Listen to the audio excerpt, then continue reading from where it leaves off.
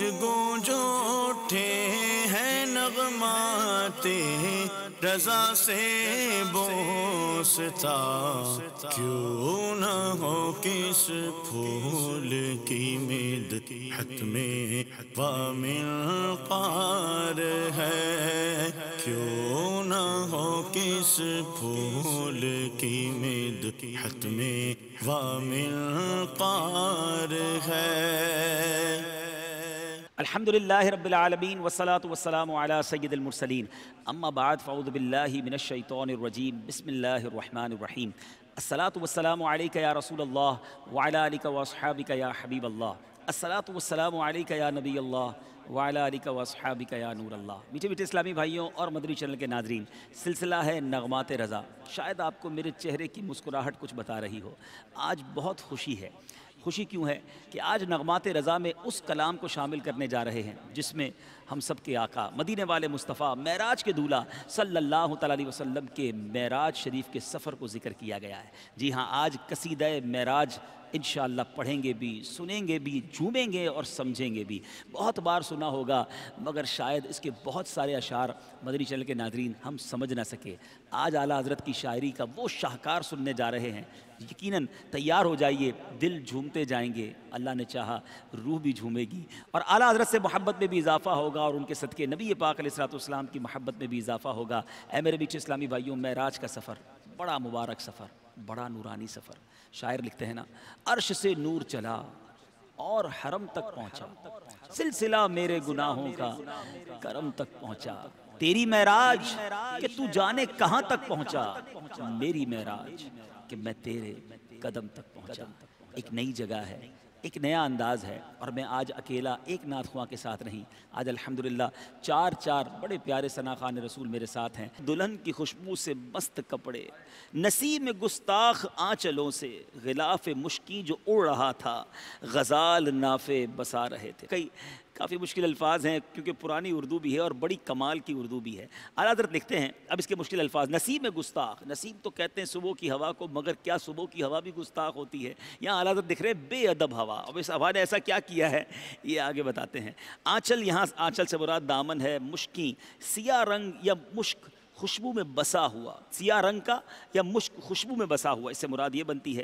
غزال، یہاں ہرن، غزال ہرن جو ہے، یہ غزال جو ہے وہ ہرن کو کہتے ہیں، اور نافے جو ہے ہرن کی وہ تھیلی جس میں کستوری جمع ہوتی ہے۔ اعلیٰ حضرت امام علیہ السلام کہتے ہیں کہ دلہن جو ہے یعنی کعبہ معظمہ کی خوشبودار غلاف، جو دلہن کے یہ مست کپڑے ہیں، اور جو باد نسیم ہے، جو صبح کی ہوا ہے، بڑی چالاکی کے ساتھ اس کے ساتھ کھیل کر، یعنی اس میں ہوا صبح کی آ رہی ہے، صبح کی ہوا کے جھونکے آ رہے ہیں، اور دلہن کی جو کپڑے ہیں یعنی غلاف کعبہ ہے اس سے یہ خوشبو چرا رہی ہے، اور خوشبو اتنی پیاری ہے کہ ہرن کے جو کستوری ہے، ہرن جو ہے اس کی جو کستوری ہے، ہرن اپنی تھیلیاں آ کر بھرتی ہے اپنی کستوری کو، یعنی یاد رہے دنیا کی بیسٹ خوشبو، ون آف دا بیسٹ، سب سے اچھی خوشبو میں سے خوشبو کستوری کو کہا جاتا ہے کہ وہ ہرن کے اندر سے ایک تھیلی نکلتی ہے۔ مگر اعلیٰ حضرت کہتے ہیں کہ اس دن غلاف کعبہ سے ایسی خوشبو آ رہی تھی، اور صبح کی ہوا ایسی ان خوشبوؤں کو پھیلا رہی تھی کہ ہرن جو ہے وہ اپنی تھیلیاں، کستوری جو ہے اس خوشبو سے بھر کے جا رہی ہے۔ اللہ غنی،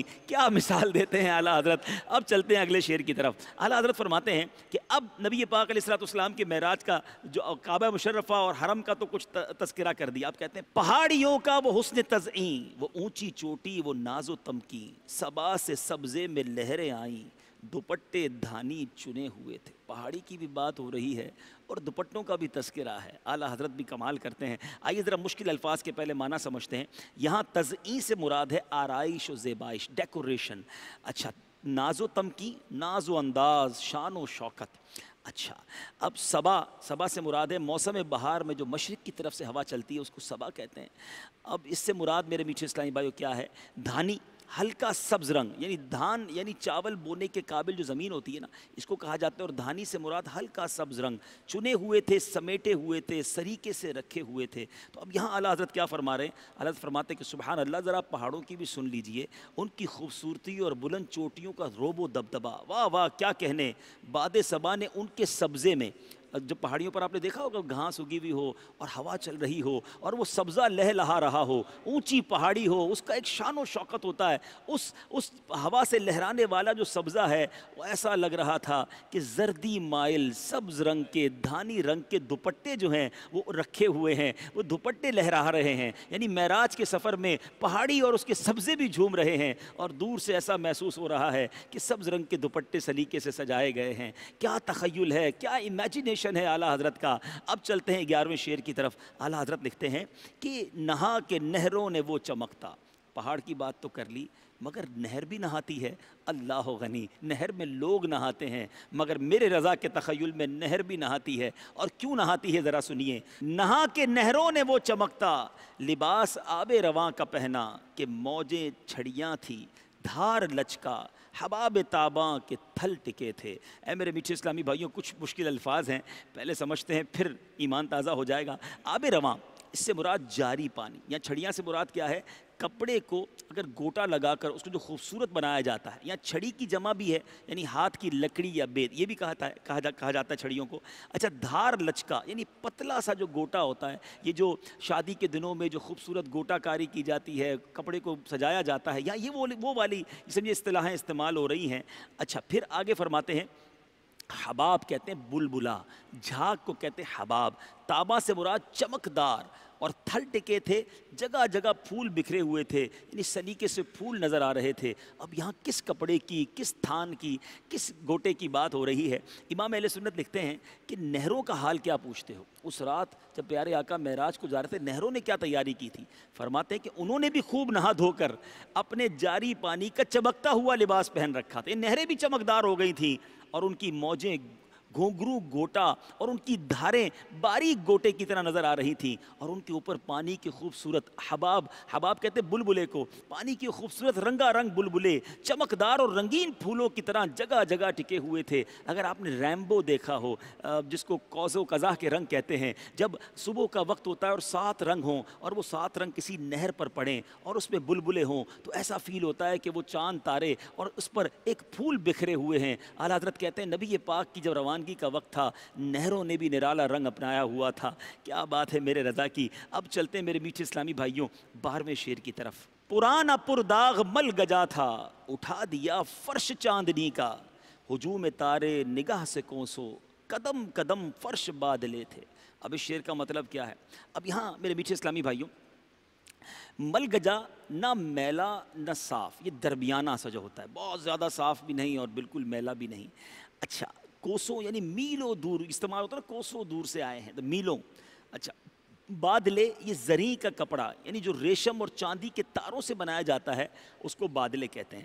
یہاں اعلیٰ حضرت امام اہل سنت کیا کہنا چاہ رہے ہیں کہ جیسے کسی بڑے مہمان کی آمد پر غالیچے اور قالین اٹھا لیے جاتے ہیں پرانے اور نئے بچھا دیے جاتے ہیں، تو اب معراج کی رات کچھ اس طرح کا انتظام کیا گیا کہ پرانا داغوں والا میلا کچیلا فرش اٹھا دیا گیا، یعنی 27ویں شب کو معراج ہوئی، جب چاند نظر نہیں آ رہا تھا، یاد رہے 27ویں شب کو چاند نظر نہیں آتا تو حالت، کیونکہ اس کی روشنی پرانی ہو گئی تھی، اور اس کی جگہ نوری مخلوق یعنی فرشتے حوریں رضوان جنت نے اپنی آنکھیں فرش راہ کی گئی تھیں۔